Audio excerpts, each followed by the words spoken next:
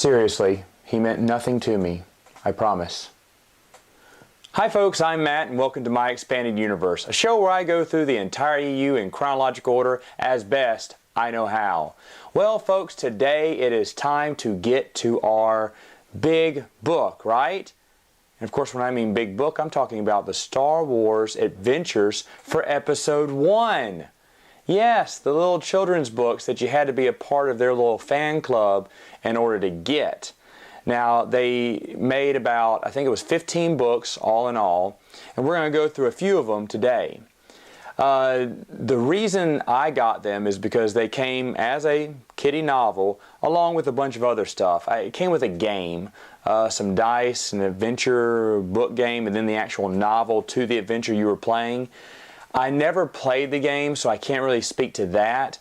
I only paid my, what was it, 20 bucks a month just to get the book. That's how dedicated I was. I'd pay $20 a month just to get that silly little children's novel. But you know what?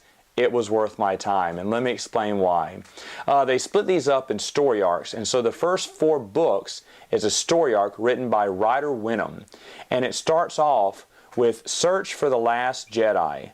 Now, in this story, Qui-Gon and Obi-Wan go on a mission to search for a missing council member, Adai Galia. Now, you'll remember her from Episode 1. She's the one with the little clear lobes coming off of her head. Anyway, so she goes missing, and Yoda and the council put Qui-Gon and Obi-Wan in charge of going off and investigating and going to her last known planet that she visited and seeing where she is. Is she all right? Does she need to be rescued? What's going on? Now, I'm going to try not to give too many spoilers here, but it's hard to do since each one of these stories connects to the other. In the second book of the series, Part 2, it's called the Bardock Assassins. And the Bardock Assassins is who Qui-Gon and Obi-Wan find out who's responsible for this whole mess, but they also have to stop them and save a child called Chup Chup from their evil hands. Chup Chup is the son of Bama, who's a friend of theirs. It's a long story. I don't want to ruin too much here. But anyway, so after that mission, this kind of continues on with it's the same kind of mission, just it kind of got more in depth because, of course, there's always more than meets the eye when they go on a simple mission, of course. By the way, these writings, Ryder Wenham does a good job with Obi-Wan and Qui-Gon. However, Jude Watson does much better in her Jedi Apprentice series. So it's no Jedi Apprentice series here, just to let you know that. And the Bardock Assassins may be working for Darth Sidious as well. I have to say that because when we talk about Book 3, which is the Fury of Darth Maul, after those assassins betray Darth Sidious is not happy. You do not betray the Sith. So he sends, of course, Darth Maul to do his bidding and wipe them out. All of them. And you know what? It's kind of wild because for a children's novel, it's a little dark because Darth Maul does some slashing and hacking and killing and, you know, wheeling and dealing there and blowing up stuff too. And another thing I love about these children's books is they don't pull many punches, especially for kids. Now, of course, Bardock Assassins are aliens. They're the villains, so it's okay if they die. But still, a little surprised to find that in little children's books. But it just made for a better overall story. Now, the 4th part of this series is called Jedi Emergency. Now, after the whole business with Maul, you focus back on, well, for just a little bit, Qui-Gon and Obi-Wan. They get called back by the council because there's another threat going on, which is attached to this same mission, but they need to go deal with that threat. And it's not Obi-Wan and Qui-Gon. The focus shifts to Yoda and Mace Windu. So here in this 4-book series, you get to see, you know, the most popular Jedi in Episode 1. All right, we see Qui-Gon, Obi-Wan, we see Yoda and Mace Windu, and of course there's Darth Maul in the middle. So you get to see all the star players for Episode 1. I really like how Ryder tied them all in together. I like how he writes children's books. He wrote a lot of good children's books in my opinion. These are no exception. They're still good. The only thing about these books is they did have to stop periodically for you to play the adventure game if you wanted to. It says, hey, if you're playing the adventure game, stop here and fight the whatever. And due to that, there is a lot of action in the books, like unnecessary action at times. Like, oh no, here comes a speeder, full blast at them. Can they dodge it in time? Yes, they do. And oh, they got to fight this person. Now they got to do this. Now they got to find this. And you know, it kind of coincides with the game which you're supposed to be playing. Again, I don't play the game, so I don't know how good it is.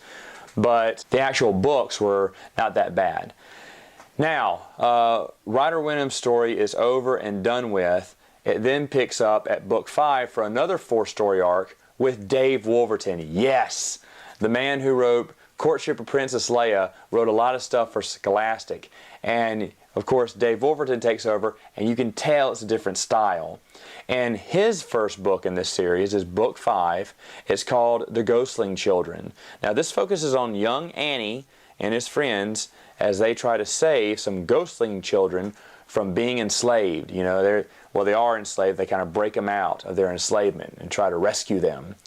Now, ghostlings you may know about because Dave Wolverton pulls this from another EU story, Vonda M. McIntyre's Crystal Star, which we'll get to another year or so. But in the Crystal Star, she introduces these species called ghostlings. They're very frail, very see-through, kind of like ghosts. And Dave Wolverton just brings that species back into play. In fact, I think it may be one of the few times we ever see ghostlings mentioned again outside of the Crystal Star. I think there is another place or two where they're mentioned. But in this story, he brings back the ghostling species into the story, which I really enjoyed that with the plot. I think it went well because who's more innocent and fragile than ghostling children, right? All right, so the story continues in book 6 when it's the hunt for Anakin Skywalker. You see, Sebulba is not happy that all those slaves escaped because he worked very hard to capture those slaves, and now they've all escaped. And he's going to track down the person or persons responsible. And so the hunt for Anakin Skywalker is on. And again, the story arc continues over to book 3, which is called Capture Arwen. Arwen is the ghostling princess, kind of in charge of all the ghostling children. And this whole time, as Anakin, Kitster, and Dorn, I think are the names of the kids who are trying to hide them and trying to figure out a way to smuggle them off planet. So they haven't been able to track down, you know, these ghostling children, so they up the ante, and now Jabba the Hutt is involved, and he's throwing down. He's trying to find these ghostling children because they're worth, you know, slaves are worth a lot of money. So this book is very unique and very special to me because it mentions another character in the EU. In fact, it's the only other mention of this character besides its original mention, which is Zorba the Hutt. Jabba's father is actually in this book. Zorba the Hutt, for some of you who know, was in the Glove of Darth Vader series. That series was largely ignored by the expanded universe. In fact, it was secondary canon for a long time until it eventually got boosted up to C canon, and I'll explain that when I get to it again in probably another year. But I never saw Zorba the Hutt mentioned ever again, if you don't count the Dark Empire Companion book or source book, which of course is going to be mentioned there for a little bit. But the actual story that he's been mentioned in, this is the only time I've seen Zorba mentioned again. I love, again, that Dave Wolverton weaves in expanded universe material in a children's book for a children's membership Star Wars club. What? Why would you even do that? That's how much detail went into keeping everything in continuity with one another. And Dave Wolverton makes no exception here and does a great job. Now, before I get too ahead of myself, let me go to the next book, book 8, which is Trouble on Tatooine. Now, this book shows the conclusion of the Ghostling Children story arc, and I'm not going to ruin anything else since I kind of had to spoil everything because, like I said, in a story arc I got to explain what happened before to keep the story going. So trying to keep that surprise for you there, I'll let you see how it ends. What did I think about this? Again, Dave Wolverton's writing, the way he writes, you already know it feels good. Sure, it has that one adventure happens after the other. And by the way, these books are super short. I could read them in a day. You could definitely read them in a day too, maybe just a couple of hours, because the chapters are short, the pages are, it's a children's novel. But that doesn't mean they cut out on the quality. Dave Wolverton's writing is very inviting to me. I like his style, and very different from writers. I do like writers as well. His is a more direct approach. And Dave Wolverton kind of just eases you into the story. To me, it feels that way. So both of those story arcs were awesome.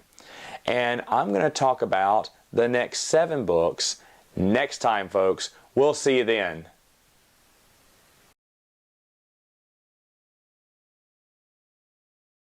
Keister, what's his name? Jeez.